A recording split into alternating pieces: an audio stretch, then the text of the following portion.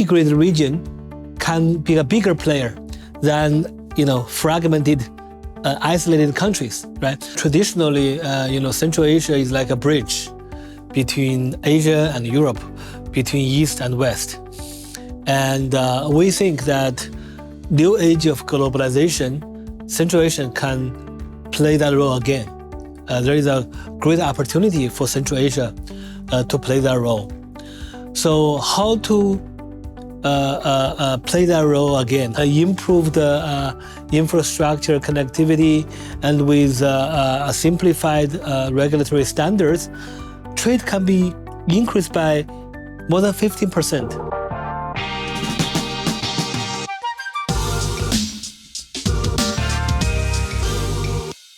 Welcome to the Astana Times YouTube channel. Today we have the honor to chat with Deputy Managing Director of the IMF, Mr. Boli.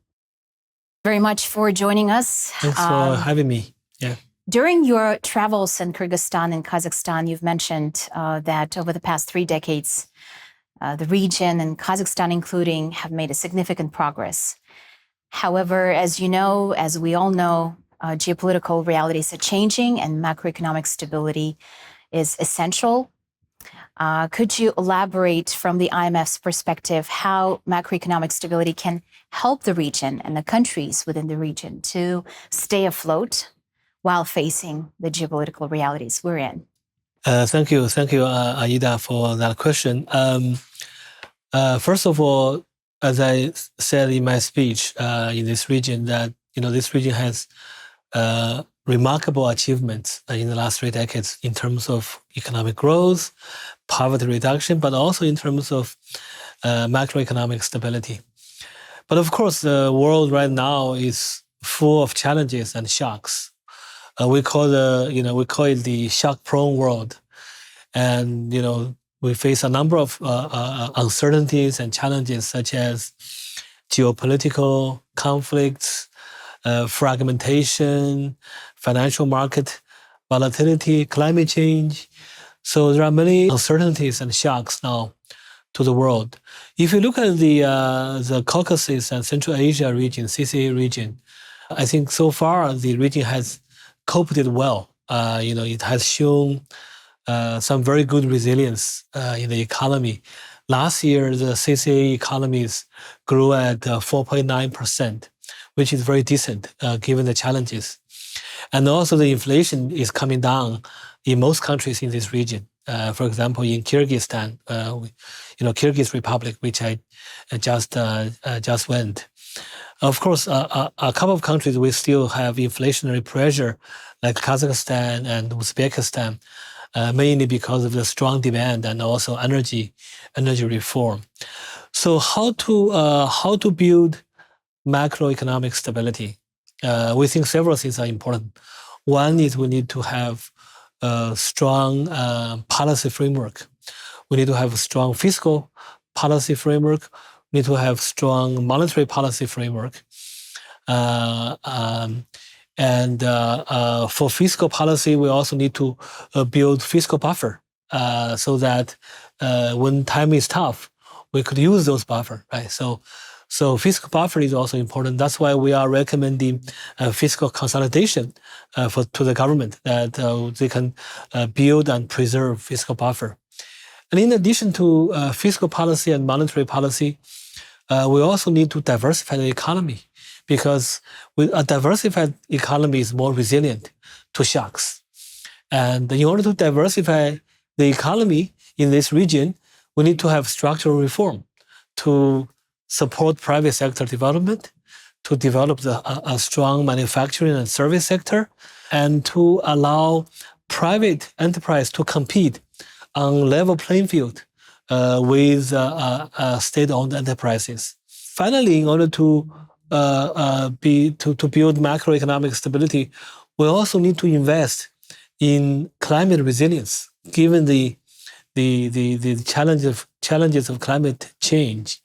So in terms of macroeconomic stability, we think climate change is a major factor we need to consider when we think about macroeconomic policy now.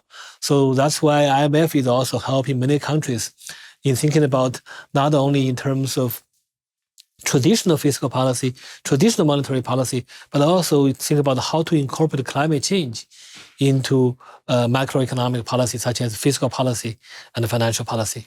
I will come back to climate change. Before that, I wanted to talk about the location of Central Asia and Kazakhstan, of course. A lot has been said about it, that it offers economic opportunities due to its location between major markets like Europe and China. And leaders of the region are also actively, trying to enhance this collaboration within the region to boost their economies. From the IMF's perspective, how can regional cooperation further strengthen the economic outlook for Central Asia? Yeah, as you said, traditionally, Central Asia is like a bridge between Asia and Europe, between East and West. And we think that in the new age of globalization, Central Asia can play that role again. There is a great opportunity for Central Asia to play that role.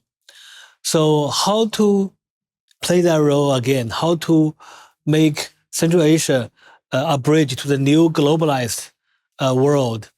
We think several things are important. One is to allow free flow of goods, services, capital, and people, right? So reduce trade barrier. That would be one thing that this region can do to, facilitate trade and investment, transcontinental trade and investment flow. And that's one thing that this region could do. Another thing that could do is to improve infrastructure connectivity, right? Roads, internet, other infrastructure connectivity. Because by improve that connectivity, if you can connect your infrastructure not only to the west, but also to the east, not only to the north, but also to the south, then Central Asia can again become a bridge of the world. And thirdly, we think that this region could do is to simplify and harmonize regulatory standards so that we can have more regional integration, right? So because an integrated region can be a bigger player than fragmented, isolated countries, right? So you want to have regional integration so that this region can be together, can be a force in the globalization stage. So our analysis shows that, with reduced trade barrier, with improved infrastructure connectivity, and with simplified regulatory standards, trade can be increased by more than 15%, even within this region. So you can see there is a great potential to promote reforms and to promote connectivity and to reduce trade barrier that can make this region again to be the bridge of the world. Climate change is on the rise, but I would say more in a full swing. And the consequences it brings requires regional cooperation, comprehensive and cohesive approach from the region. From the IMF's perspective, could you identify specific climate change risks and how regional efforts can help mitigate them? Yeah. Well, climate change is a global challenge. But for the CCA region, it's also a particularly big challenge. If you look at the flood this year in Kazakhstan, right? We see a lot of climate disasters in the last several years, more and more globally, but also in this region. And our estimate shows that, by 2060, there could be a loss to the GDP up to 6.5% in this region because of climate disaster. 6.5% of GDP, that's a lot of loss. Of course, those losses can be mitigated or avoided if this region take action and also to join the global action in terms of climate mitigation and climate adaptation. So we think that there are several things that governments in this region can do to mitigate and adapt to climate change. The first thing that governments in this region could consider is to have stronger mitigation policy by increasing the price of carbon. because there is still a lot of fossil fuel subsidy in this region. Fossil fuel subsidy is very bad because it's like a negative carbon tax. And it's distorting carbon price, and it's also a regressive subsidy to the rich people. So we are recommending governments, not only globally, but also in this region in particular, to phase out those fossil fuel subsidy. By phasing that out, it can raise the price of carbon, but it can also generate resources for the government to support the green transition. Right, so it's a win-win situation. Of course, there will be vulnerable group that will, complain or even cannot afford higher energy price. Then the way to deal with that problem is to have targeted support to those low-income families, so that they can afford to the higher energy price. A targeted support is much better than a blank a fossil fuel subsidy. So that's the first thing they could do. And the second thing I think, governments in this region could do is to invest in long-term climate resilience, to build, climate resilient roads, to build climate resilient, residences, to build climate resilient hospitals, etc. So government in this region should invest in the long-term resilience of the economy and people. And in order to do that investment, government in this region also need to think about how to support the financial sector to be an intermediary between the savings and the investment, because there is a lot of saving in this region. For example, in Kazakhstan, there is a national fund, right? Those savings should not be wasted or should not be used to finance the budget deficit. Those savings should be invested, again, in the long-term resilience of the economy, and that intermediation between savings and investment, that role should be played by our financial sector, by a strong financial market, and by a strong banking sector. So that's the second thing that the region could do. The third thing that the region could do in terms of adapting to the climate change and also mitigate the carbon emission is to think about how to tap into the technological advancement globally. Because in the last 10 years, we see a lot of technological advancement. Now we see a lot of very cheap renewable energy, solar, wind. We see a lot of climate adaptation technology as well. So this region should tap into those technological advancement, to develop renewable energy, for example, right? There are very good technology now in the US, in China, in Europe. And how to tap into those technology? Again, is to allow free trade, allow investment, free investment, allow the free flow of goods and services and capital and people, so that those technology can flow into these countries in this region freely and quickly. Mm-hmm. We've talked about macroeconomic stability, climate change, regional cooperation, all these issues. It's important while addressing these issues to remember that reforms are also important. And Kazakhstan has been an active proponent of reforms, especially since 2019 when President Tokayev became president. From the IMF perspective, what kind of reforms are critical for Central Asia in terms of its long-term growth?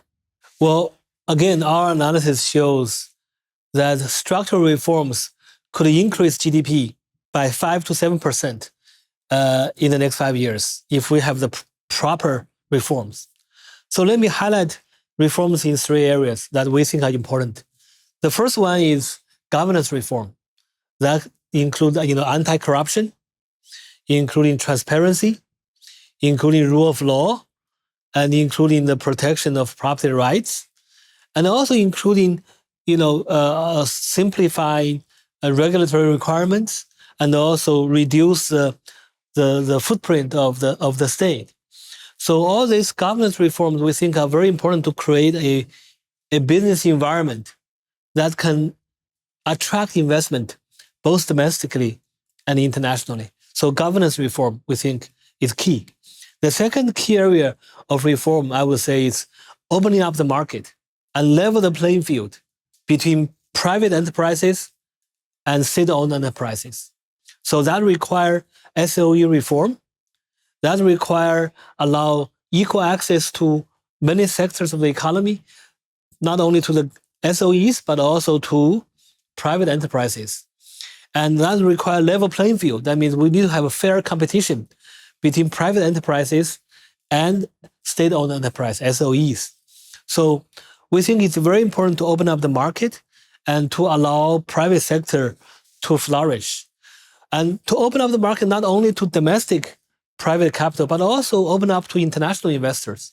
Because only an open economy could generate competition, could generate the impetus to comply with the international standards that will help the economy to grow in an open and competitive environment.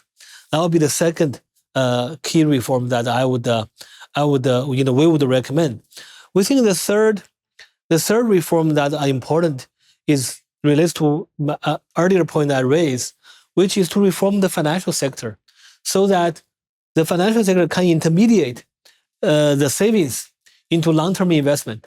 Because for this country to have sustainable growth, they need to invest in education, they need to invest in healthcare, they need to invest in infrastructure, and they need to invest in climate resilience. All these long-term investment, they need capital, right? And public money is very limited. You need to attract private savings, private capital into this long-term investment. How to channel those private savings into long-term investment of education, healthcare, climate, and infrastructure? We need a strong financial sector, financial market, and banking sector to play the middleman, to mobilize those savings and also mobilize the international capital into those long-term investment. So a strong financial sector is very important. So we need financial reform. So these three reforms, I think, are very important for what I call a green, sustainable, and inclusive growth in this region. Mm-hmm. Mr. Li, you've mentioned very important reforms for the region.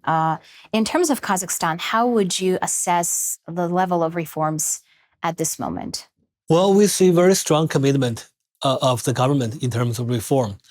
This year, the president announced the decree on economic liberalization. We think that's a very good first step, because that shows the commitment and it shows the signal that the government wants to liberalize the economy, to allow private sector to flourish, and to push for economic diversification, and also to green the economy. These are all very good goals and targets. We think it's very important. Next is to have a concrete action plan, concrete and time-bound action plan, so that those plans can be implemented.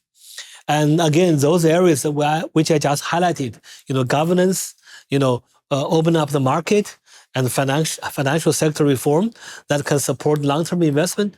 We think these are all very important. And we see all this, what I just said, are very consistent with the decree that the president announced this year. So we, IMF, we very much want to work with the government to support those reforms. And we have been, our team is here actually. Next week, we're going to start our annual Article 4 consultation. And in that consultation, we're going to discuss with the government all the key reforms that we think are important to, help the country to move towards a sustainable and green growth path. Mm-hmm. Yeah, I think I agree with you that there is a commitment, and I think it's important. Implemented reforms so far are not perfect, of course. It's takes a lot of work, but I think it's I'm as a citizen of the country, I am proud to say that the understanding among the nation is also that without reforms, it's impossible to move forward. Yeah. My last question would be actually about the IMF Capacity Development Center for Caucasus, Central Asia, and Mongolia. Yeah. It has been operating just over a year. Maybe you can tell us about the work that has been done so far, and maybe some plans for the future. Yeah, we at IMF, we do a lot of what we call capacity development support to our member countries. That include, technical assistance, training, diagnostic tools, publication, peer learning. So we have a lot of capacity building, capacity development support to our members. So last year, we officially launched our regional, what we call Technical Assistance Center in Almaty. It's called Caucasus, Central Asia, Mongolia Technical Assistance Center, and CCAMTech. That new center, that's the latest. We have 17 of them globally, and the one in Almaty is the latest and the youngest. I was there last week. It was brand new, state of the art, technology. I was very happy to be there, and that center covers, as the name shows, the Caucasus, Central Asia, and Mongolia region. So we do a lot of we're already doing a lot in that center. We're supporting the member country in this region to think about improve their fiscal management, monetary policy, financial regulation, statistical development. So we are already providing a lot of technical assistance in that center to this region, and we are committed to do more. And today I met with the governor of the central bank and also the chairwoman of the Financial Regulatory Agency. We talk about how to collaborate to make that center to be a strong provider of technical assistance and training services in this region. So we are very excited, and we want to continue to strengthen our support to the countries in this region so that they can build capacity in terms of macroeconomic management, in fiscal, in monetary, and in financial policies. Thank you very much for your time, and I hope you will enjoy your stay in Kazakhstan. Thank you very much. Thank you.